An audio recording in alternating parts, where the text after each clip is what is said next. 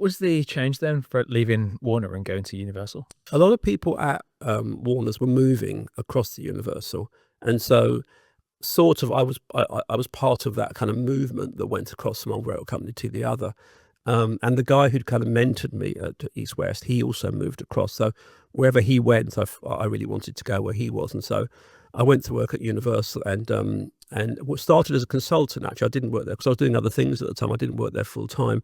And I remember when I first joined, which was probably around 2000, something like that. So he called me into a meeting and he said, "Look, is there a particular band that you think within our roster that could be bigger internationally than they already are? Who do you like?" And I said, "Well, I love this band, Rammstein. I was aware of Rammstein. I'd never seen them play live. I know they're big in Germany and perhaps other countries, but I think we could do a lot with that because it's such a spectacular concept for a band. Even though they sing in German, I still think I could have a global thing." So he said to me, "Yeah, why don't you just go meet them and talk to them and see if they're interested in doing some things?" So they were touring in Canada at the time. So I flew to Montreal and Toronto and just went to the show. And I remember thinking at the gig, one, it was a big gig. They were headlining above Soulfly and Skunk Anansie. So it's impressive. This is already a big act in Canada, selling loads of merch. And I really couldn't see them because it was so full in the venue. So eventually, because I had a backstage pass, I got to a little kind of balcony by the side of the stage. And they started playing, and the singer started singing. I couldn't see the singer on stage. It was just his voice was coming. I thought, where is he? And all of a sudden, the bass drum caught fire, burnt out, and his head was inside the bass drum.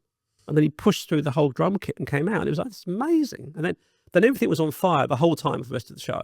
So I thought, this is incredible, So I went to talk to them. They had like a disco. I know it sounds old. Rammstein do have a party after their shows, and they have someone that plays music and there's drinks and stuff. So I was trying to talk to them while they were kind of dancing after the show, and I guess their English at the time was a little more formative than perhaps it is now, and couldn't really, get my point across. So I thought I'll just hang out. So I went on the road with them for a couple of days, where they were traveling around doing promotion in Canada, and eventually said to them, I think you could do really well in the UK, and this is an incredible show, an incredible concept.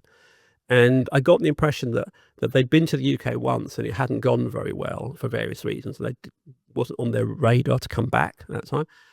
But I kept on. The manager was a really great guy who I got to know very well, called Emu. And he was very instrumental in their development and growth in Germany. And I kept on at him and said, "Look, we got to bring Rammstein at least to the UK." And I think eventually I badgered him so much. He kind of said, "If you just shut up, we'll come, but you've got to book it, you've got to sort it all out." And they were in Paris, they had a day off after Paris on the tour, and they said, "We can come into London on that. If you could book a venue, we'll come and do it." So my favourite venue was the Astoria. I had no idea what Rammstein were worth in the UK. I thought it was 2,000 people. Let's have a go, And they kindly agreed to come in and do the show. So we put it on sale, and I had a friend of mine who was a promoter called Mags. He used to promote industrial music. So I asked him to promote the show, which he kindly did. And we put it on sale and it sold out immediately. And I think some people were flying in because seeing Rammstein, what was technically a club, was quite unusual at that time if you were from Germany or other places. So a lot of people flying in, sold out show. Clawfinger were going to be the opening band on the show. So this is amazing. And I've got all the Universal people with big wigs coming down to see the band play. I'm saying, this is the band I want to develop. Come and see them. Sold out London show. Let's go. I went down in the afternoon, and it was obvious there was a problem because I think what happened was the promoter hadn't really read the contract carefully enough, and he was saying, "Look, this venue's made of wood. You'll burn the place down if you put on that show here, And the band was saying, "No, we've done this before, and there was no problem. We can do it. We're professional. We know what we're doing." And there was an impasse about, and so this went on the whole day. It was like a Mexican standoff, and of course, the band ready to go, and he wouldn't let them go. So I think at the end it was like they had about 40 odd effects, and he was going to approve one, I think, And so it got to the point where there was like a queue of 1,000 people outside. Doors weren't opening. I called up my kind of bosses and said, "Don't come down yet. Wait, this may not happen," And the band said to me, the promoter was saying to me, "You've got to get them to play. They have to play this show. But what are we going to do?" And the band said to me, "What do you think we should do?" And I said, "I wouldn't play because I've seen you live. if you don't put on that show, that's not Rammstein. That you'll regret it. And they said to me, we completely agree with you. We're not going to play. Unfortunately, the promoter then was spreading the word the band had refused to go on stage. So the band said to me, will you go down and talk to the crowd with a little megaphone, So I went down and tried to confront 2,000 people to explain, some of whom had flown in from Denmark and Norway and who were clearly upset.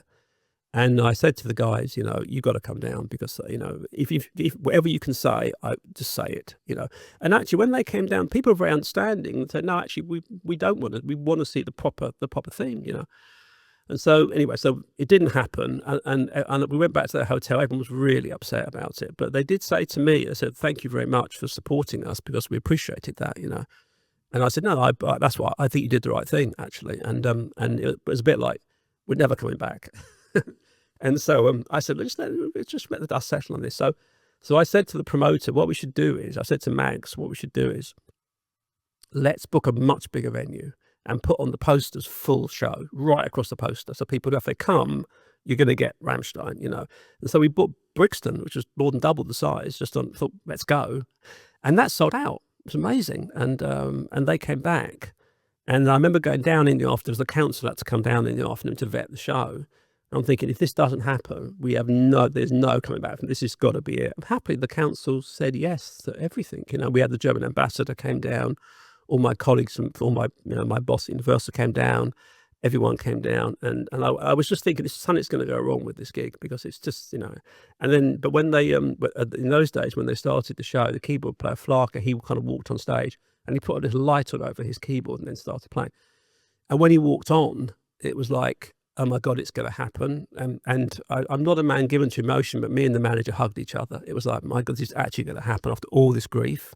And Rammstein, then they did 3 nights at Brixton the next time, then went to, 2, and it's been football stadiums now, I think had they played that Astoria show without the show, they wouldn't be where they are today. I think it was a turning point, and that taught me a lesson about sometimes you've got to go with what your instincts, and don't be bullied by politics or what's expedient, what's right for the band. And I'm friends with I work with Rammstein to this day because of that. We're putting out a box set from them next month, so I still work with them today because we trust each other. And I think if I betrayed that trust, we wouldn't be working together today. So I really appreciate that. I love that band. They're great. Yeah, it's amazing. I guess for the crowd, them not agreeing to do a half measure, just amplified the sort of craziness of it. It did. The fact that it was just we've been banned from doing everything we want to do just made people want it more. They did. And I in my mind at the time was a few years earlier than that, I was a big fan of a band called the Plasmatics, fronted by a lady called Wendy O. Williams. And they were booked to do the Astoria, and I'd bought a ticket for this show, and they were going to blow up a car on stage. This was their kind of thing. I wanted to see that Cadillac burn, and they got banned by the council. The show never happened.